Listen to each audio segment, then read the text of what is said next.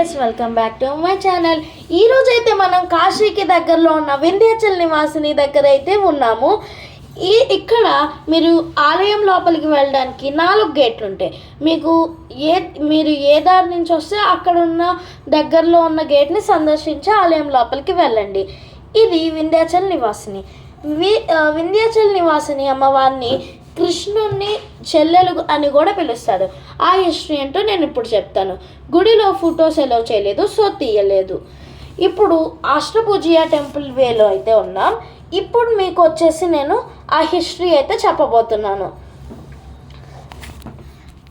దేవకి వసుదేవులకి పెళ్ళయ్యాక కంసుడు వారిని కంసుడి రాజ్యానికి తీసుకెళ్తున్నప్పుడు ఆకాశవాణి ప్రత్యక్షమయ్యి దేవకి వసుదేవులకి పుట్టే 8వ సంతానం నిన్ను చంపబోతుంది అని చెప్తాడు. ఆ మాట విన్న కంసుడు భయపడి వాళ్ళిద్దరిని కారాగారంలో పడేస్తారు. అలాగా పుట్టిన 7 మంది సంతానాన్ని కంసుడు చంపేస్తాడు. 8వ సంతానం పుట్టినప్పుడు మళ్ళీ ఆకాశవాణి ప్రత్యక్షమయ్యి ఈ గోకులంలో ఉన్న యశోదకి కూడా ఒక కూతురు అయితే పుట్టింది. ఆ కూతురితో కృష్ణుణ్ణి మార్చమని, అంటే కృష్ణుణ్ణి అక్కడికి తీసుకెళ్ళి యశోద కూతుర్ని ఇక్కడికి దమ్మని ఆకాశవాణి చెప్పగా వసుదేవుడు గోకులం వెళ్ళి అక్కడ కృష్ణుణ్ణి యశోదకు పుట్టిన కూతురుతో మార్చి తనను ఇక్కడికి తెస్తాడు. అప్పుడు కంసుడు ఆ పిల్లను చంపబోక ఆకాశవాణి ప్రత్యక్షమయ్యి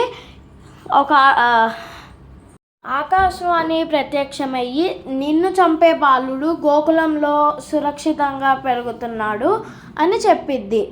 అప్పుడు ఆ మాయమైన చిన్నపిల్లే వింధ్యాచల్ నివాసిని అమ్మవారు. అందుకని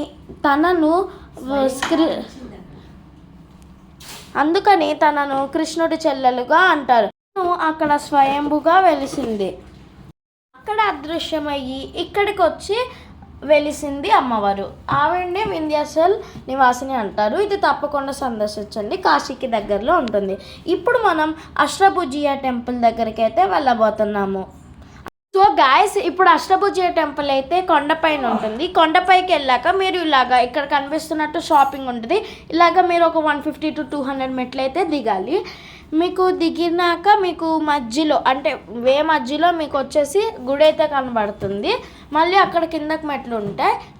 అక్కడ కూడా షాప్స్ ఉంటాయి. ఎవరైతే కార్లో బస్సులో వచ్చారో కొండపై దాకా వాళ్ళైతే మళ్ళీ తిరిగి పైకి వెళ్ళాలి. ఎవరైతే రోప్వే ద్వారా వచ్చారో వాళ్ళు కిందకి వెళ్ళాలి. ప్లస్ అక్కడ షాప్స్ ఉంటే షాపింగ్ కావాలన్నా మీరు వెళ్ళచ్చు. ఓకేనా గైస్? ఇక్కడ అష్టభుజియా టెంపుల్లో మనము అయితే అమ్మవారి గృహలో ఉంటారు. మీరు ద్వారం దగ్గర ఒంగోని వెళ్ళాలి మీ హైట్ బట్టి.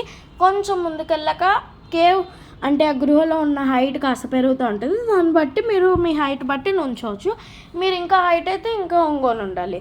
ఓకేనా గైస్? ఇది అష్టభుజియా టెంపుల్. ఇక్కడ కూడా ఫిల్మింగ్ వెళ్ళలేదు. సో నేనైతే ఇప్పుడు మీకు జస్ట్